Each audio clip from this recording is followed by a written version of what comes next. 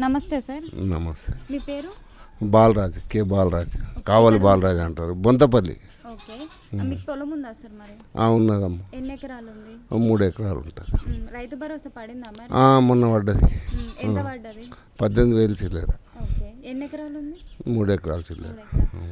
సీజన్కి ముందే మరి రైతు భరోసా పడింది కదా, ఎలా అనిపిస్తుంది మీకు? ఈ సీజన్ మొదలు పడ్డందుకు చాలా మంచిగా ఉంటుంది కాబట్టి మాకైతే మంచిగా ఖుషిగా ఉన్నది.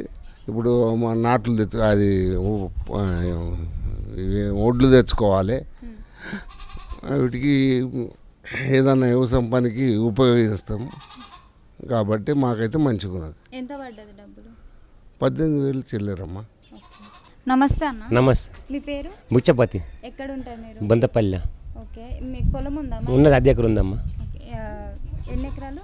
అద్దె ఎకరం ఉంది, ఎక్కువ లేదు. ఓకే. రైతు భరోసా పడిందా మరి? పడ్డదండి. ఎంత పడ్డది? 3,000. ఓకే.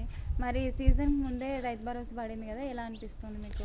ఇప్పుడు పడితే సీజన్ ముందు పడితేనే మనకు మళ్ళీ బొడ్లు తెచ్చుకోవడానికి అయితే లాగోడికి అవుతుంది అని బాధపడుతున్నాం అంతే. ఇప్పుడు పడింది కదా, పడదు, మంచిగా ఉంది. మంచిగా ఉంది. ఓకే అండి, థ్యాంక్ యూ. అన్న నమస్తే. అన్న నమస్తే మేడం. మీ పేరు? కృష్ణ యాదవ్. ఏ ఊర్లో ఉంటారు? బొంతపల్లిలో ఉంటాం. ఓకే. మీకు పొలం ఉందా? ఉన్నది. ఎన్ని ఎకరాలు ఉంది? మా డాడీ మా మమ్మీ పేరు మీద ఉన్నది. ఓకే.